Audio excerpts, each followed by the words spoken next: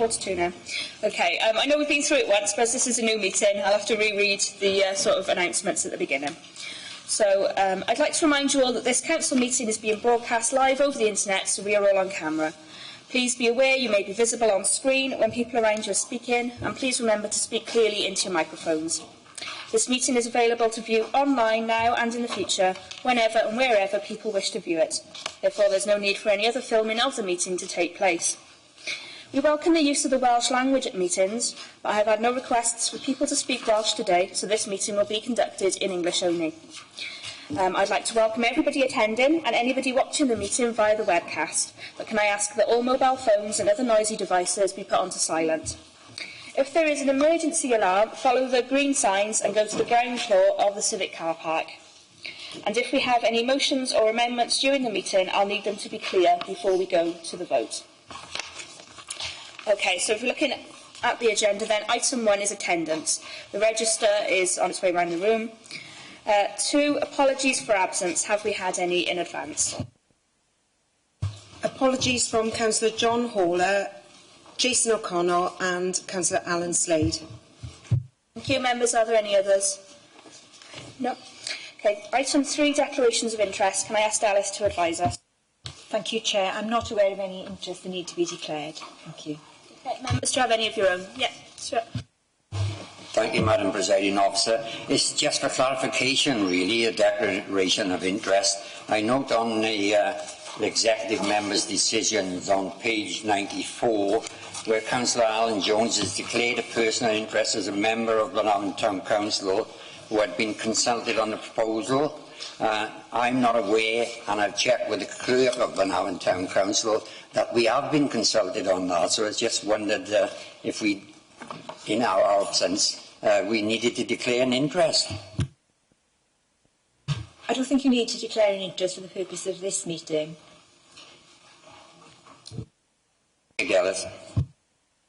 Okay then, item 4 is the confirmation of the minutes of council meeting held on March the 5th. So it's on page 5 of the agenda starting.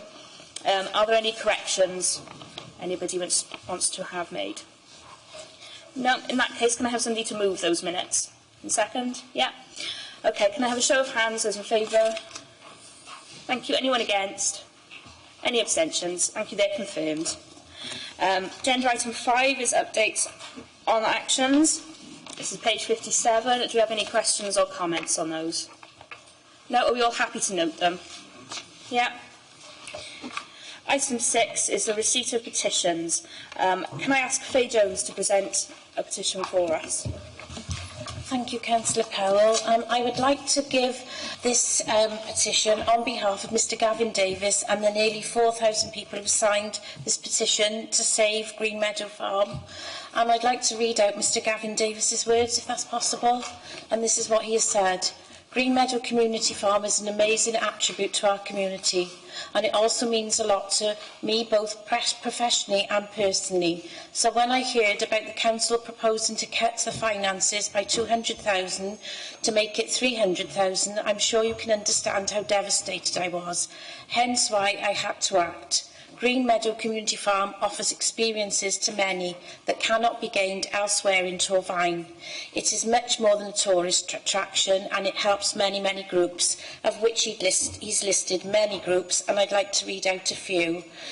Farm Friends, Families First, Flying Start, Mind, Outreach, Wales, Welsh for Adults, Allotments, Pigeon Club, numerous local schools, home education groups, and I know this especially helps NEETs, Arts Council for Wales, Gingerbread, Building Resilient Communities, Melon Homes, Bronavon, Curbcraft, and many, many more, which I won't read now. But he's gone on to say that Green Meadow makes a difference. Cutting the funds will not only affect what the farm can offer back to the community, but it will impact on so many people and the community in which we live. And he has gone on to say, thank you for listening. And he's got this petition together, which is nearly 4,000 signatures, and I'd like to present it on his behalf. Thank you. Yeah, if you bring it down, then we all.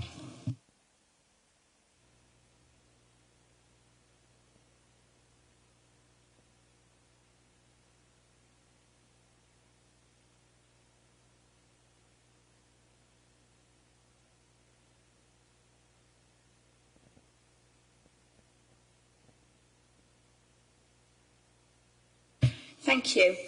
Okay, so this is petition to save Green Meadow Community Farm from having their funding cut. I'm going to hand this to the leader. Thank you. Okay. We're moving on to agenda item 7, public question time. As there are none, we'll move straight on to agenda item 8, announcements from the leader. Oh, sorry, do you have any announcements, leader?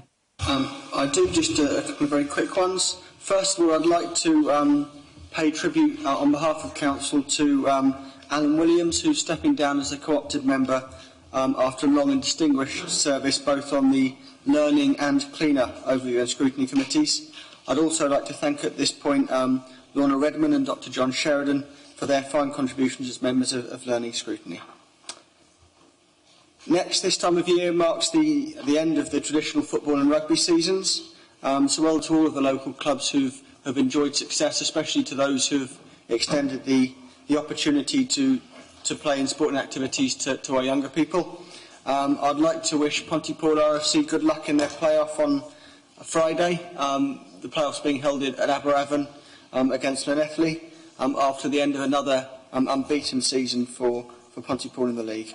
I'd like to encourage as many people as possible to go along on Friday to support the team and to wish them well in an important match. Thank you, Leader. Chief Executive, do you have any announcements? No, thank you, Presiding Member. Okay, agenda item 9, we've got a presentation on our Strive for 95% plus attendance policy. Can I ask Dave Yell to introduce?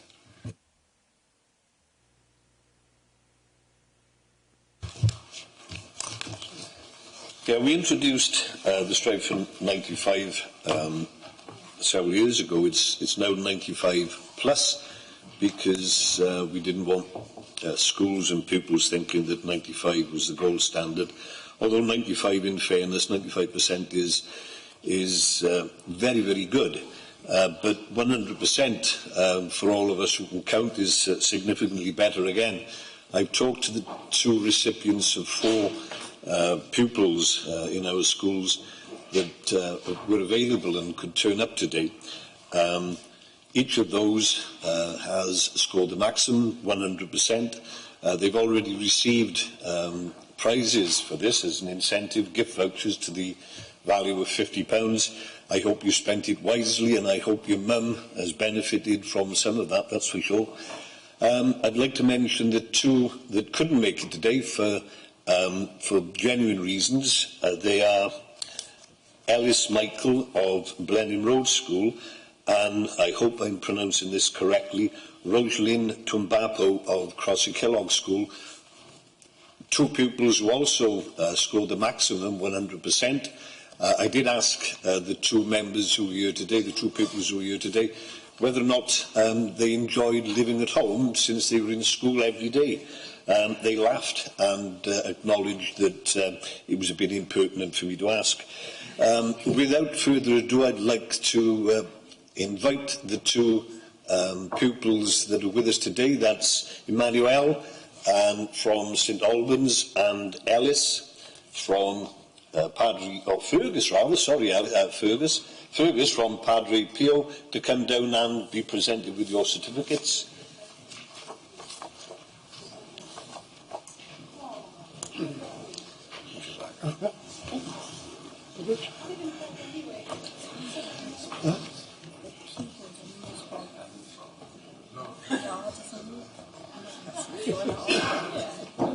That's all I'm doing.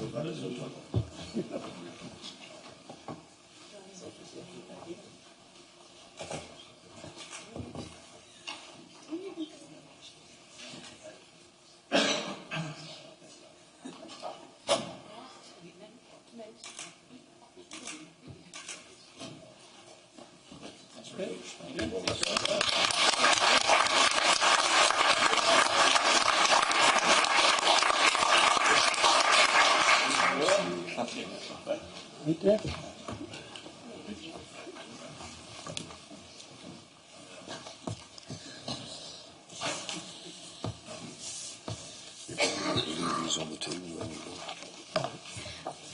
just want to say a big thank you to those people for coming in as well and taking time out.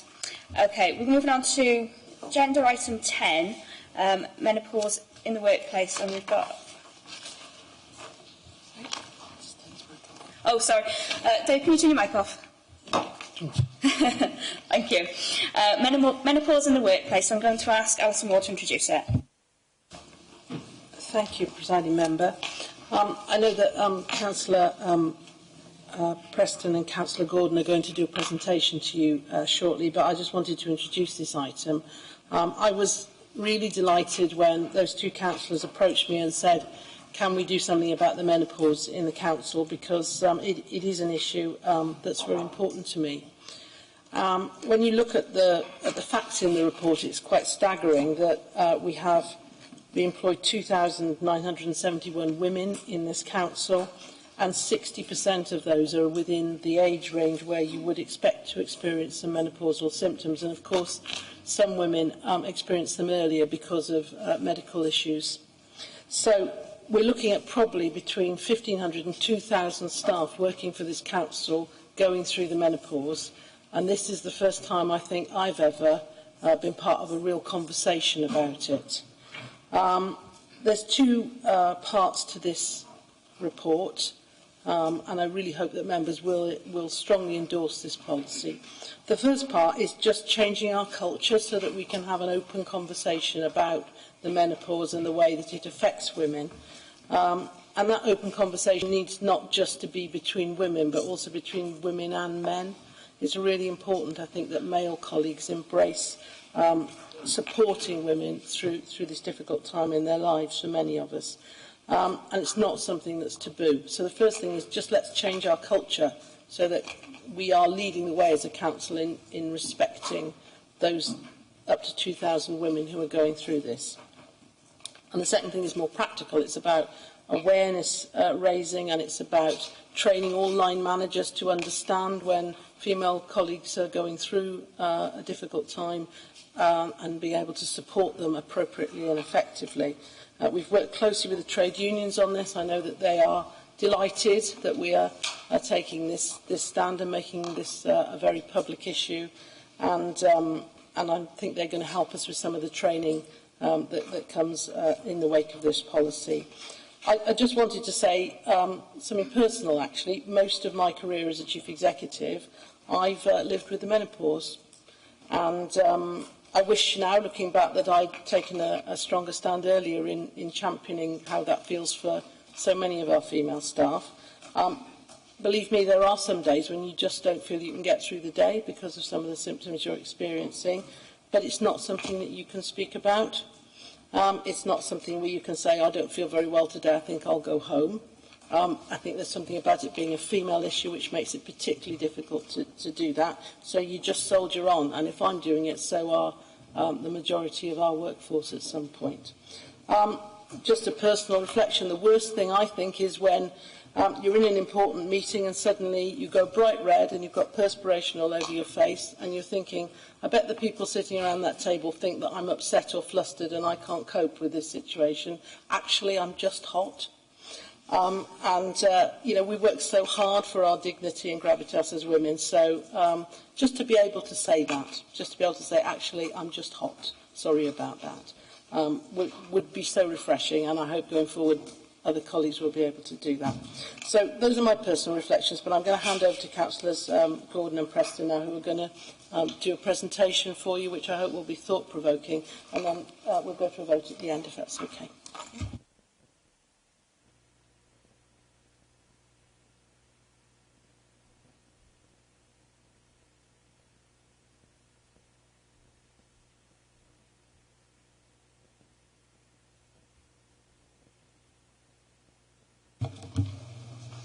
Right, hello. So we're going to start with two caveats. Neither myself nor Kelly are HR experts, and neither myself nor Kelly are medical experts. So any information, any facts on the slide they've come from the NHS website, or they come from the TUC Menopause Toolkit. We also don't describe ourselves as menopause experts. What we're trying to be is menopause champions. So, why does menopause in the workplace matter? We talk about puberty, we talk about menstruation, we talk about childbirth, but we don't talk about menopause. There's a deafening silence around menopause, so many women hide their symptoms and aren't able to access any reasonable adjustments. The majority of women aren't able to talk to their line managers. The TUC believes employers have a responsibility to take into account the difficulties that menopausal women may experience. Health and safety regulations should see risk assessments including specific risks to menopausal women. We know that in our council, as Alison already said, that 60% of our female workforce are in the age range where menopause occurs naturally and normally. 8 in every 10 women will experience notable symptoms, and 45% of those will find their symptoms very hard to deal with. It's okay to laugh with a woman about her menopause, but it's not okay to treat menopause as a joke. Treating menopause negatively, it reinforces the taboo, and it also strengthens the silence. So a lot of this is in the report anyway, but we know that menopause is a natural part of ageing that usually occurs between sort of 45 and 55. But symptoms last 10 years, around 10 years, so it's a significant period of time. Around 1 in 100 women experience the menopause before 40 years of age. I'm one of those one. And, you know, as Joe said, the symptoms, they can be quite debilitating at times. You know, women can go into early menopause for a number of reasons: surgery, such as a hysterectomy, chemotherapy, radiotherapy, underlying medical conditions. So whilst it affects the majority of women between 45 and 55, there is a significant number of younger women also affected. So, the symptoms. There's a huge range of symptoms. We've not listed all of them, but we've listed the ones that probably affect women in work the most. Most women will experience some menopausal symptoms, but some of these are so severe and have a significant impact on their everyday activities. Yet, despite these difficulties, women, we still need to be in work. We still need to be productive. Hence the little picture of business as usual. But business as usual can't happen unless we're supporting our employees. So this quote up here is from a lady called Julie Bird. We just wanted to share this short clip from Julie, as she's experienced some terrible symptoms from the menopause. She's been a great advocate for menopausal women in her workplace. So it's just a very short.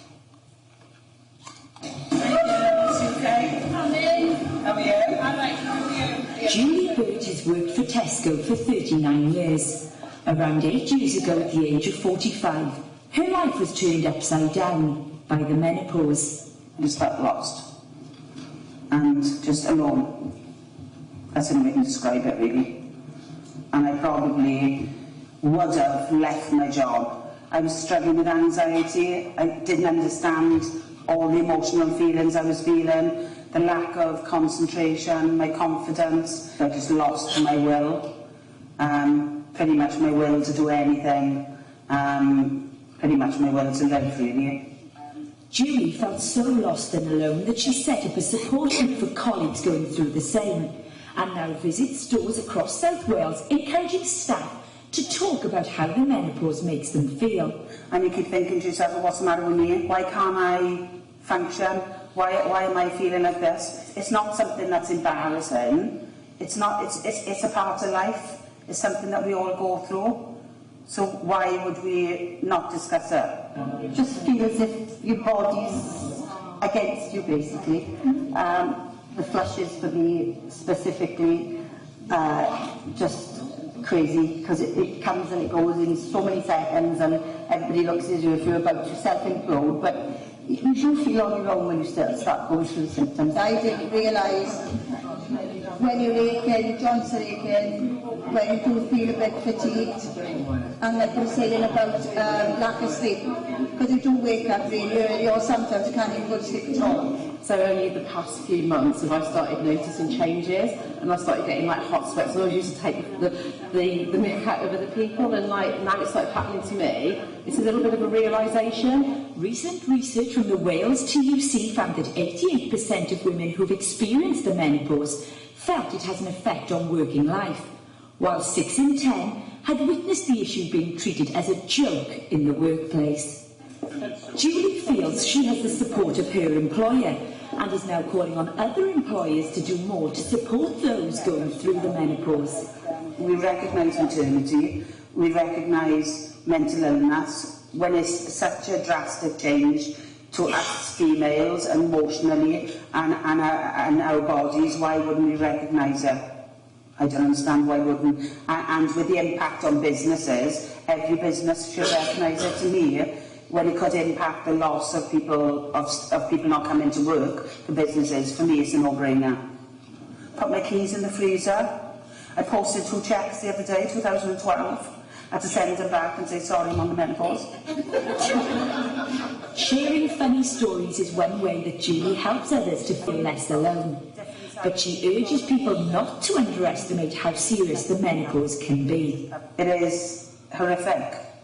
It is horrific. When you don't know the symptoms, and once you know them and you can embrace them and have whatever support you need to get through it, and you can get through it together as a group, then that's brilliant. But when you're on your own, you're isolated and you've got nobody, that's horrific.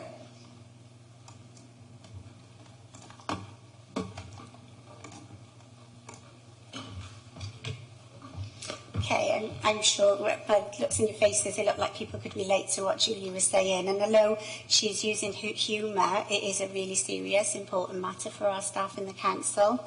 So, apologies I haven't got Oprah here. He's just got me talking about my experiences. So, currently, I'm not menopausal, but I am currently perimenopausal. And some time ago, when I worked in the school, I would describe myself as very perimenopausal, not drama queen or anything. The hot flushes, the anemia, severe anemia, palpitations meant that I was exhausted. The lack of sleep, I was physically weak and I had no stamina, and I got breathless just walking down the corridor in the school. I was struggling to work. Referring back to our policy, what I like about the policy is the self-help part, section 4. I did see my GP, and after some time I had a small operation and procedure which improved things for me, and with the support of my colleagues in work, I was able to manage my symptoms until they got better. So, who am I? That is basically the question I asked myself when I entered the menopause. I underwent surgery at 36 for health reasons, so I entered an immediate menopause. I'm going to talk quite openly about my own experience because I think it's important. That's the only way we address these issues. I expected hot flushes and the symptoms you hear about. What I didn't expect, what I was not prepared for, what I had no prior warning of, was the psychological symptoms and their effect on me. I literally didn't recognise myself. Almost overnight, I went from a confident 30-something to feeling lost, numb, and anxious, and that is something I'd never experienced before. I'm lucky, after a couple of months, some HRT, some self-help, I started to feel like my old self again. That's not to say all the symptoms disappear, but you learn to live with them and you learn to manage them. But what made the world a difference for me, and why I think this policy is so important, was the support of my then line manager, but also my colleagues, my friends and my family. With their understanding, I felt confident and free, particularly in the workplace, to tell people how I felt, to tell them I felt a little out of sorts, or I'm popping outside just to cool down, I'm hot, I'm having a menopausal flush. I didn't need to look for an excuse or a reason. I was able to be open and honest, go and have 5 minutes, come back and get on about my work day. Now, we know 73% of this council's workforce are women, and that 60 are within the typical menopausal age range. We also know that most women report that workplace practices and their environments can have a negative impact and can make their symptoms worse. With so many of this council's workforce potentially affected by the menopause, I think it's important that we ensure awareness and offer support when it's wanted. If a little bit of understanding and support can make it easier for women in the workplace experiencing menopausal symptoms, then why wouldn't we want to help? And that's why I'm supporting this policy today. Okay, Okay, so last slide. Why is the policy important? We believe that this policy is just the building block, it's the start. It provides the platform for discussion and training, which in turn means we can provide council employees with greater support, and this will help create a shift in attitudes. This will go to some way to break in the silence around menopause, because the well-being of menopausal women matters. So thank you for listening. Thank you to the officers for their work on this policy, and we ask that you support. Thank you.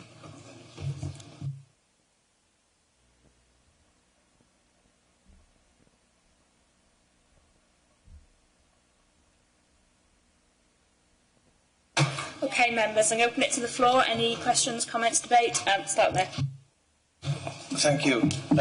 Councillor Preston asked me earlier, would I support this policy? And my immediate reaction, what? What's this to do with me? But listening to this presentation, I'd like to thank the two councillors.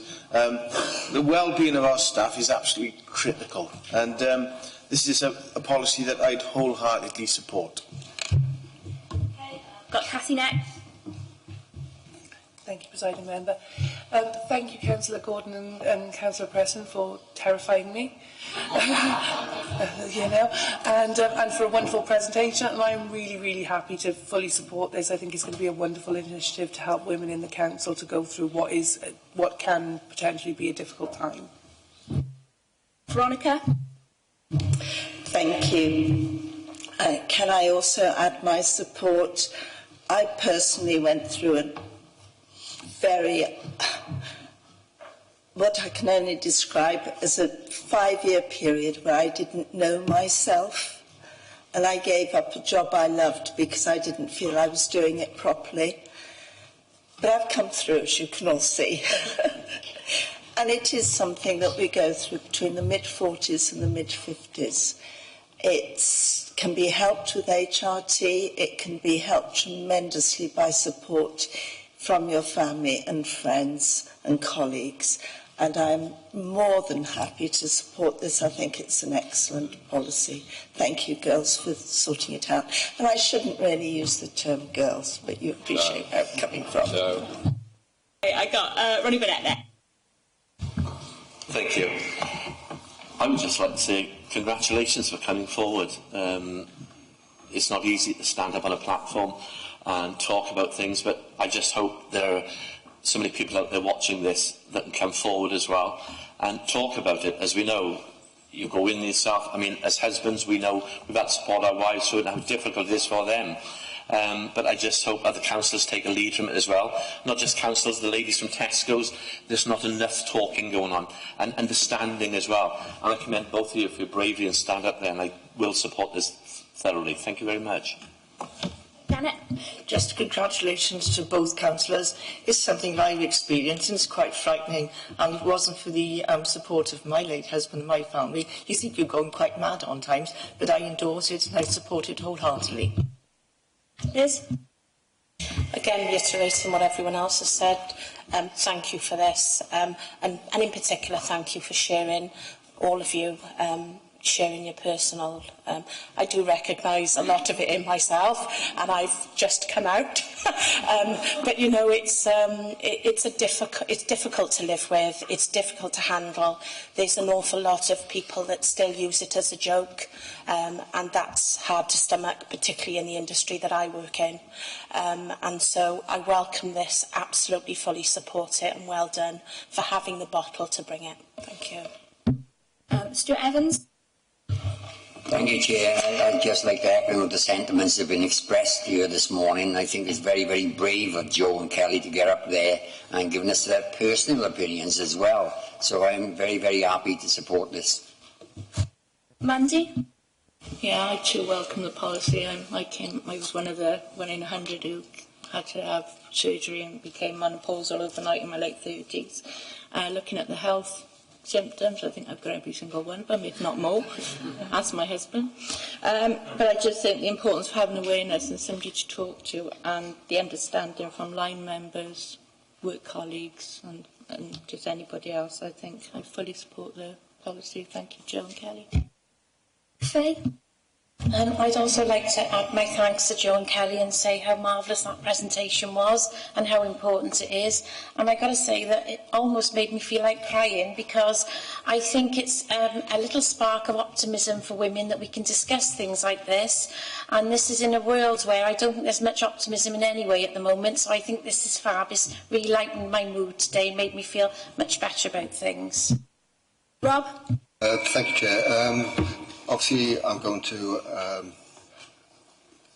go along with this agenda item. Don't have any problem with that at all, if you like. In regarding going forward, obviously this is theory as opposed to putting the theory into practice.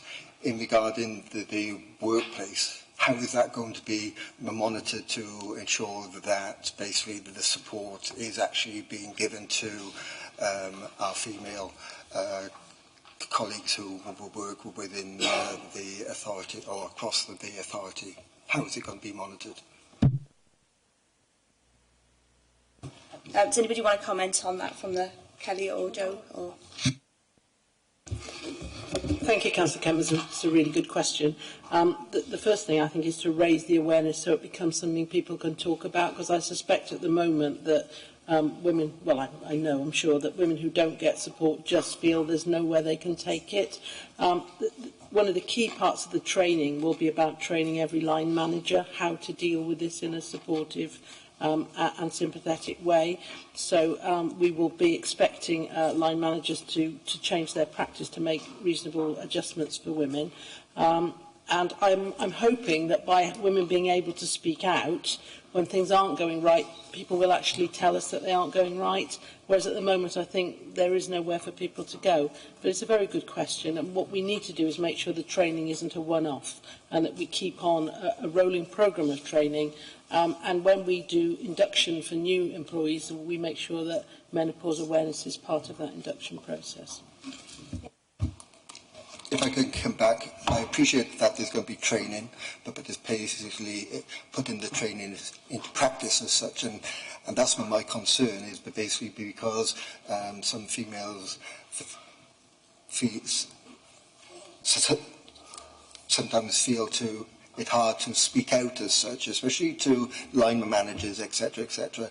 I'm not sure whether there's going to be a true reflection in regarding how successful this could be, if you like, knowing that there's an awful lot of training on various subjects in which the council put on a yearly basis, if you like, and so I would like to see a bit more in regarding the follow-up, if you like, in regarding whether or not this has been successful up and beyond just training. Nobody wants this to succeed more than I do, Councillor Kemp. So, I take on board your comments.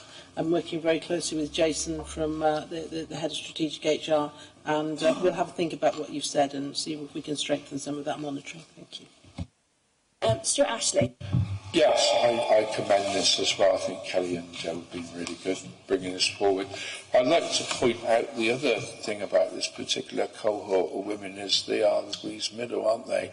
They're the carers as well. They're the people that go home and look after the children. They're also the people that look after the older people, and they're faced with this as well. We're the partners, me and the rest of us, the men in it, and the family, and we ought to be part of the better understanding bit as well. I hope we are, but I know my partner goes through this as well. So I think there's an educational process here for the partners and the family as well to be better understanding as well. A part of the caring process. So it is a bit more than just what's happened to women, which I go with my wife on this voyage, which it is. And I think there's something in that as well. And I'm mindful of the fact that the whole caring thing, women with that as well. So I'd make that observation, if I may. Hugh? Yes, thank you, Madam Presiding Officer. I'd like to thank the two ladies for speaking so candidly about their own personal experiences, and they were very brave and courageous to do that. And thank them for highlighting this particular issue. I think Councillor Kemp has got a point. In the report it says that a couple of things. That first off, female employees may feel uncomfortable if their immediate line manager is a man. And then it says that there are other options available, such as approaching the HR department, occupational health, or another trusted manager. Just on that point, if we're going to have this as a policy, shouldn't the default position be that they contact HR and then a personnel officer from HR can contact that person's line manager and between them do the risk assessment? That should be the default position, I feel.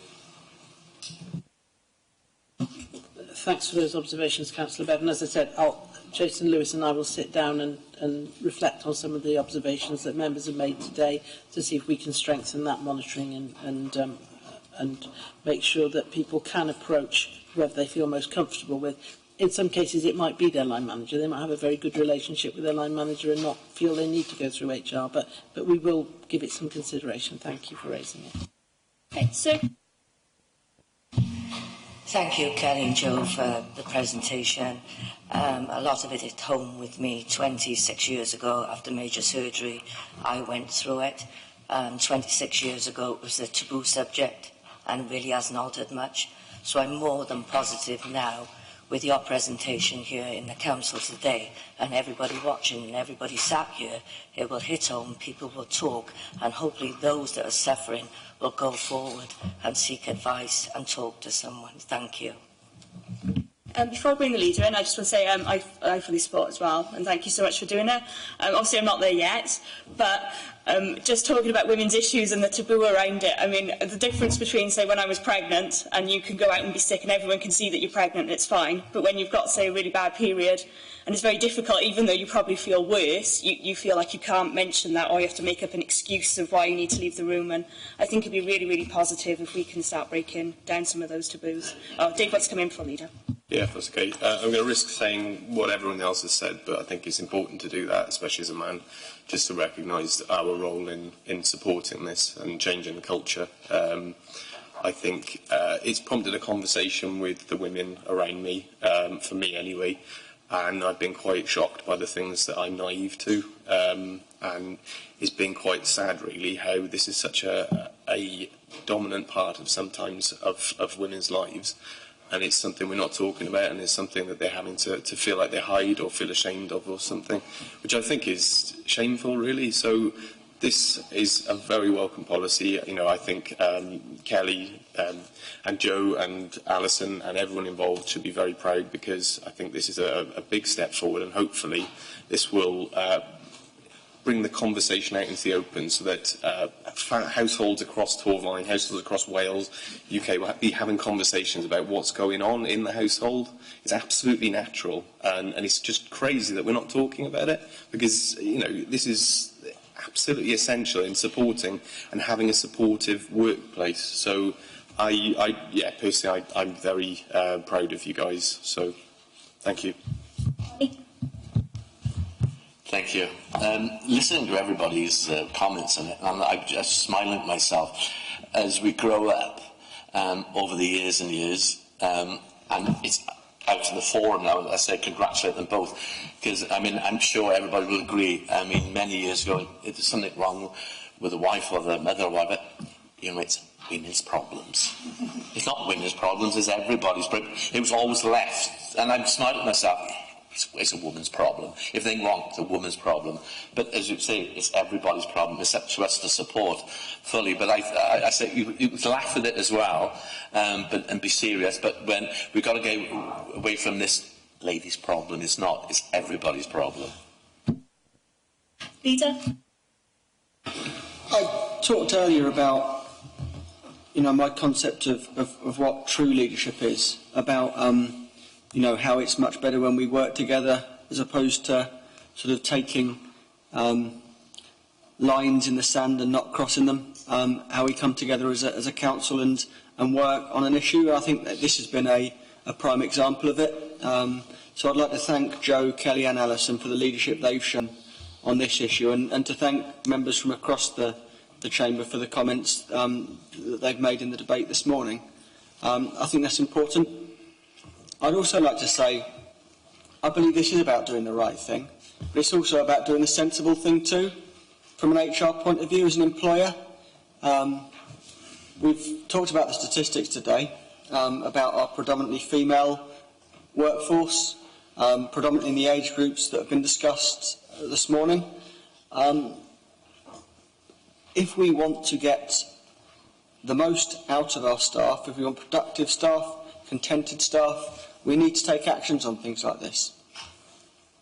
So as a council leader, you'd think I'd learnt by now not to read the comment section of certain websites. I don't always heed that good advice, so I sometimes lurk down there and read some of the comments. And actually, most of the comments on this story were very positive.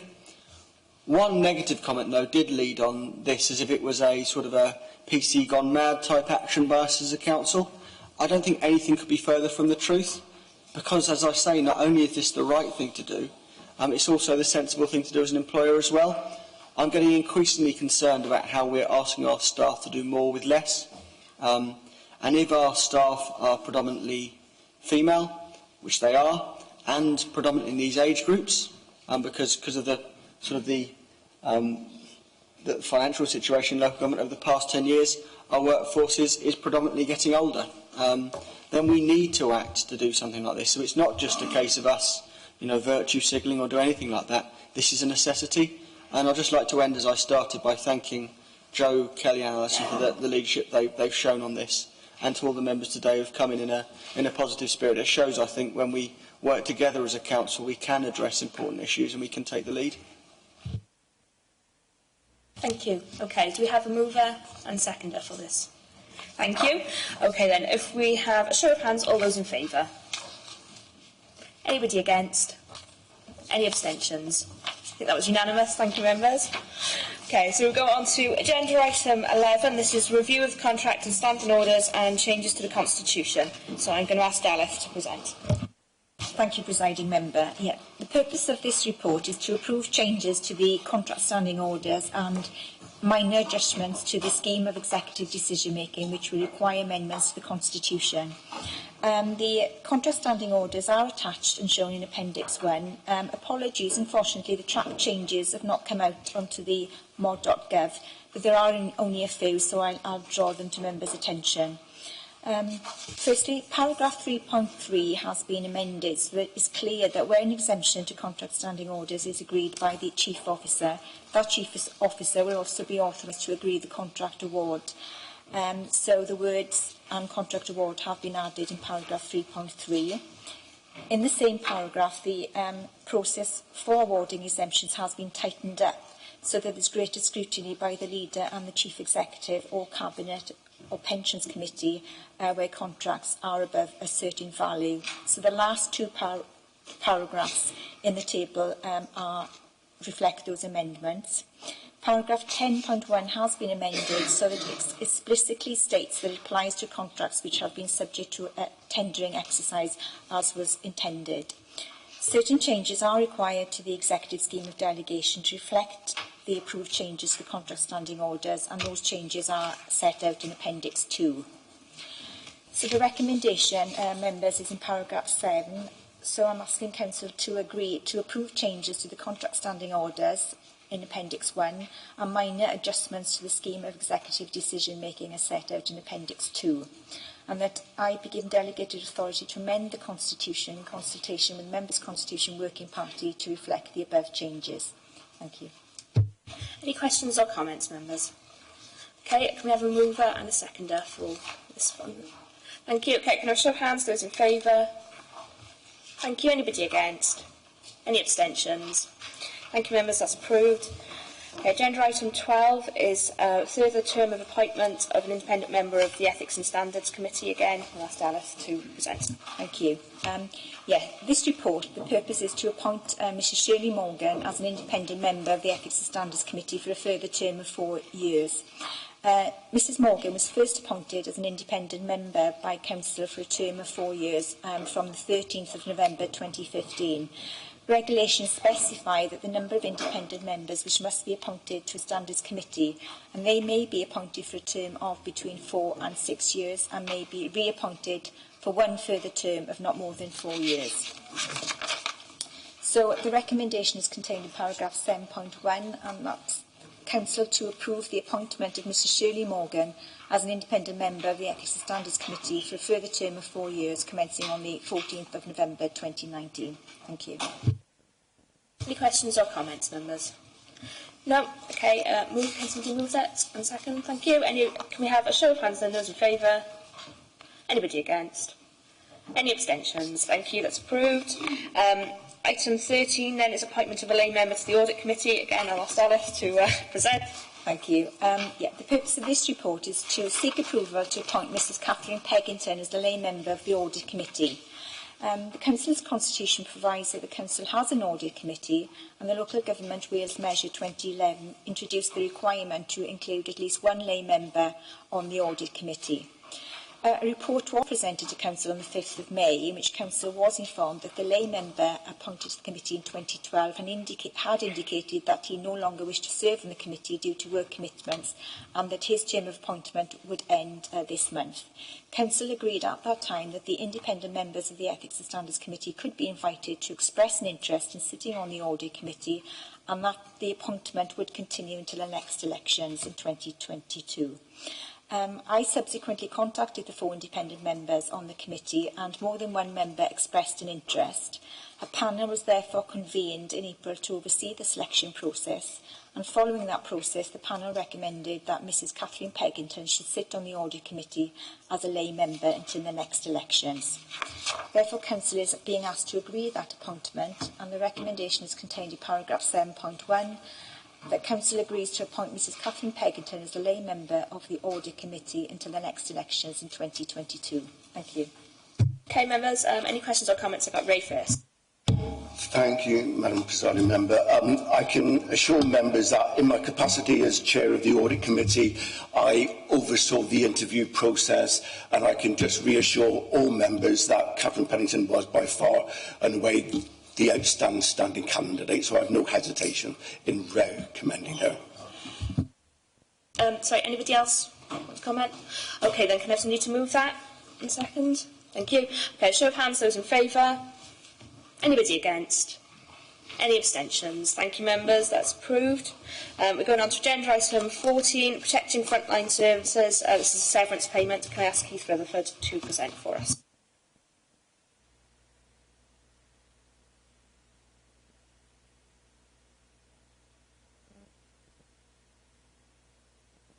Morning, members. I take it you've all had the opportunity to read the report. I'm here today to ask for council permission to delete a head of service post. This post, because of the costs are in excess of £100,000, that has to be a council decision, not a chief officer or a head of paid services, so it has to come to you. Members might recall that in the budget scrutiny process, when I was describing how I was going to try and find the £295,000 the services got to find this year, I talked about protecting the front line. So when I've talked to colleagues back in the service area, we've reviewed our senior management structure and believe we can take out one head of service post. Clearly this will result in work needing to be moved around amongst the existing team, but again we feel confident that we can do that. The only thing I would add in terms of this, I think I'd have to say that I'm getting to the point where I could make no further savings in the structure at that point, and I'm very clear that I need to try and protect the frontline social work service. So it's really for you to consider today and hopefully approve my suggestion in terms of removing one head of service. Clearly there's been consultation with officers, etc., and with the individuals concerned. Thank you. Members, any questions or comments on this one? Rob? Thank you, Chair. My only concern is because you're, we'll be doing away with the head of service and the jobs involved with that position is going to be spread across the other colleagues. But my concern is basically, is that going to put extra pressure on the other colleagues? And with the addition of further work which the other colleagues will be having to do as well, is that going to increase their own pay grade accordingly because of the extra work which they're going to be having to do to make up the job of the head of service? Well, clearly there is going to be an increased workload for the three of us that will remain, but we've met together and we're confident that we can take it on. One of the things I've discussed with the Chief Executive and the executive members, a lot of my work is on the regional footprint now, and I think I'll have to review that and maybe pull back on some of those work streams so that I can be back at the ranch more to give the support I need. In terms of the pay, we haven't considered that at the moment. They're on a pay grade, and these are just additional things they'll need to oversee. But I mean, in the fullness of time, who knows? I mean, at this moment in time, there's no intention to raise anybody's salary. It would be counterproductive when we're trying to save money. Just concerned because of what you've just said there in regarding saving money in the short term, but in the longer term, if it's going to lead to higher pay grades, then we won't be saving the money. But we will be losing the equivalent of a head of service position. The saving is in the region of £95,000 per annum, and even if we were to make any changes, we wouldn't be taking all of that. But there is no intention at this moment in time to do that. Ronnie? Thank you, President Officer. Yeah, it's Councillor Kemp's question, really. I mean, just to reiterate that. As the leader expressed earlier about pressure on staff, and you're confident that you can cope with it within the department, and with the extra pressure on, as long as you're confident it's not going to put extra pressure on people. And again, we know we have to save money. It's all this pressure all the time bearing down on people. And the department we've got run, Keith, I know it's essential departments, and it's as long as you know it's going to run, the certain pressures on it. If I didn't feel confident we could do it, I wouldn't be sitting here in front of you today. But I think, we will need to share the work between the three of us that remain and those that we have at the third tier. We've got 8 officers there, so we're going to be needing to look at all their portfolios as well. So it will be shared. It's going to be difficult. I'm not going to say any different. But we, as a three, think we can do it. Hugh? Thank you, Madam Presiding Member. We have to focus on the finances, obviously, where cuts have to be made. But with the head of service area going, I would imagine there'd be a considerable loss of expertise and experience. And I'm not against, if you deem this is the best way forward.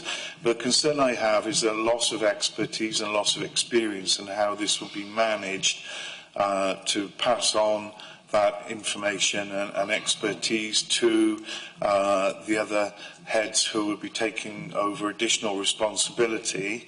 And the second question I had really was, the report states the costs will be funded through the Corporate Redundancy Reserve. There's quite significant costs going here because it's not just the one-off redundancy payment, it's this pension strain as well. How much money do we have in the Corporate Redundancy Reserve?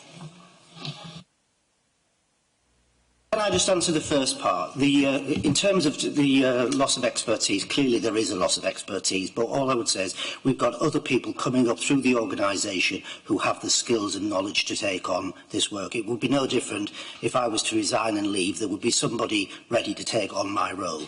So I think we are confident. We haven't just done this overnight. We had an away day where we went through every aspect of the work that would need to be done and mapped who would take those tasks on. So, we've done a very thorough job on this, but, I take your point. There is obviously a loss of expertise.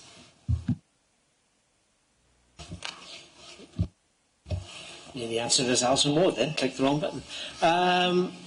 We've had a number of significant redundancies hitting the Corporate Redundancy reserve it this year. So when the accounts come before you in June, you'll see I'm taking the opportunity to bolster the redundancy reserve.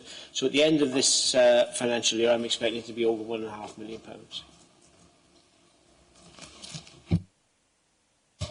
Okay, Rob. Thank you, Chair. The part I'm also concerned about, if you had the money and the money was there, would you be making that redundancy, if you like, at the end of the day? Because of all the knowledge of, if like, of this person, would you have been making this decision? I think the answer to that is yes. I've been considering restructuring the department for some time now, on the basis that, as I said earlier, I want to protect the front line. So if we can take anything out from a senior management perspective and keep the front line, yes, I think that's where the territory I would have been going into anyway. Stuart. Thank you, Chair. It's just a question. I think I know the answer, but I'm going to ask it anyway. Keith, is in relation to the £206,000 pension strain. Is that a lifetime allowance there that you're referring to? No, that's the cost of paying the pension early. You know, so the council has to reimburse the pension fund for the cost of the pension being paid out earlier than if someone had gone to their normal retirement age. Thank you for that. Okay, if there's no more questions or comments, can we move this one on second? Thank you. Okay, if we have a show of hands, all those in favour. Thank you. Anybody against? Any abstentions? That's approved. Thank you. Agenda item 15 is motions. I'll notice there are none. So agenda item 16, member question time. I think we've got one question from Councillor Dana Jones. Thanks, Madam Presiding Officer. What is the rationale in cutting or moving courses such as hair and beauty and construction from Pontypool campus to Ebervale, Crosskeys and possibly Newport?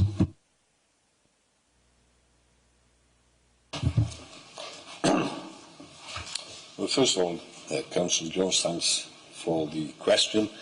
Unfortunately, it isn't one that's in my gift to answer, since we have no jurisdiction at Pontypool College, nor do we have any input into decisions that might be made that would have perhaps a negative impact on the site. These are entirely the remit and responsibility of colleague Gwent and Guy Lacey, and as such, I think it would be wholly inappropriate of me to presume to answer this question on their behalf. What I can do, and what I'm minded to do, and I've got a call out to Guy Lacey at the moment, I'm waiting to hear back from him, is perhaps to get a meeting with yourself and Guy, or else some correspondence between the two of you, so he can perhaps explain the rationale, and that is the right and proper way to go, I think. Thanks very much. Did you have a supplementary? Yes, I did. The questions were, in view of the changes, would we anticipate going to the colleges in view that there are now independent providers? And secondly, would transport be provided to students going to Ebervale? I know there is to Crosskeys, but I wasn't sure from Ebervale. Well, it would be wrong to say that there is no traffic to these other colleges, because that's been a feature of the situation for post-16 for some time. And indeed, it's one of the reasons why we pushed forward with the post-16 institution of our own, because if we were hemorrhaging those pupils, and one of the reasons, and one of the significant reasons that this hemorrhaging of pupils perhaps was evident, was the shrinking of curriculum in the schools that were providing post-16 education, A-levels particularly. We are combating that by having a wide range and a deeper curriculum. I think we have 25, 26 A-levels likely to be on offer, and that's significantly more than any of the schools currently in our remit. And I think it will compete with those institutions that we're talking about. As for the continued footfall going to places like Ebervale, then Ebervale is one of the colleges, one of the constituent colleges of Colleague Gwent, We are in talks with colleague Went at the moment about curriculum matters and other issues in how we work with them and work in the best interests of our pupils going forward. And there will be a fully blown partnership arrangement which will come out of these talks, and that will also accommodate the issues that you're talking about. I can't say here and now that there will be no fallout in that sense. If you look at the amount of pupils on Cwmbran train station of the morning, Monday to Friday, there's a few dozen who are going to Hereford Sixth Form for the same reasons. Now, it could very well be that those people who are already in that particular process will continue, but it's hoped that with the construction completed at the post-16 institution in Cwmbran, with everything that is likely to be on offer there that will attract these pupils, then I think that particular negative can be corrected. Thank you, Councillor Young. It's pleasing to know that we are working with colleague Gwent and hope that we have a successful partnership. Okay, thank you. And I think we'd all probably be interested in keeping up to date with what happens, the outcomes of those meetings. Okay, item 17 is Cabinet decisions from April 9th, page 93 of the agenda. Anybody got any questions or comments on those decisions? Are we all happy to note them? Any, those in favour? Anybody against? Any abstentions? Thank you. Item 18 then, date and time of the next meeting. It'll be 25th of June at 10:30. I swear I will be on time. Other than that, I declare the meeting closed.